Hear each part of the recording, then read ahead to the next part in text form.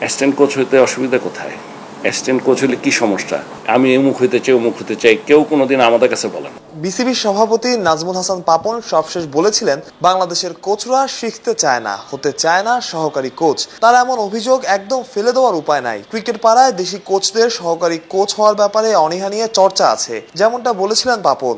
প্রথম কথা হচ্ছে, আপনারা কি চান? আপনারা যদি মনে করেন যে একটা ক্লাব ক্রিকেটে বাংলাদেশের একটা ক্লাবের কোচিং করা বা একটা ফ্র্যাঞ্চাইজির করা আর এই আইসিসি ওয়ার্ল্ড কাপের টিমের সাথে খেলা এক জিনিস না, এই কথাটা যতদিন আপনারা না বুঝবেন ততদিন আসলেই আমার কিছু বলার নাই। আরেকটা জিনিস বলে রাখি, অ্যাসিস্ট্যান্ট কোচ হইতে অসুবিধা কোথায়? অ্যাসিস্ট্যান্ট কোচ হলে কি সমস্যা? যদি হয় কারো, আপনি শিখতে চাবেন না কেন? আমাদের মেইন সমস্যাই তো হলো আমরা কেউ শিখতে চাই না। সবশেষ যখন কোচের জন্য বিজ্ঞপ্তি দিল বিসিবি, একজন কোচই শুধুমাত্র ইন্টারভিউ টেবিলে বসেছিলেন, মাহবুব আলী জ্যাকি। পরিচিতদের বেশিরভাগ আবেদনই করেননি। কারণ কি? বিসিবি সভাপতি বলছেন এখনো তাদের শেখার জায়গা আছে, পরিণত হয়েই বড় চেয়ারে বসতে হবে। আসলেই কি তাই? সহকারী কোচ ছাড়া তো আর আমাদের কোনো অপশন নেই, বিকজ অফ আমাদের যে এই আপনার আমাদের যেই সিবি যখন দিব আমরা আমাদের যে এই স্ট্রেংথরা আমাদের কাছে মনে হয় ওই জায়গাতে ওদের সাথে আমরা একটু যে ওদের স্কিলগুলো কোচিং যতটুকুই করুক, ওরা ভালো কোচ খারাপ কোচ, কিন্তু ওদের আপনার যেমন ওদের আপনার আইটি স্কিল ভালো, ওদের সবচেয়ে মাদার ল্যাঙ্গুয়েজ ইংলিশ, ওরা পজিটিভ, ওদের এডুকেশন স্পোর্টস এডুকেশনটা ভালো, ওদের নলেজটা ভালো, ওরা theoretically they are very strong.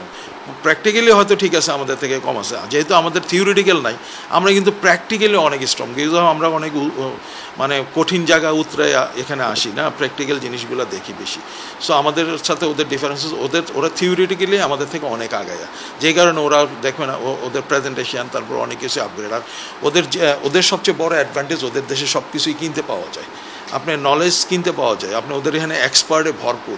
So আপনি কোনো কিছু যদি জানতে চান, একটা এক্সপার্টের পে করলে সে আপনাকে পুরো ডিটেলস দিবে।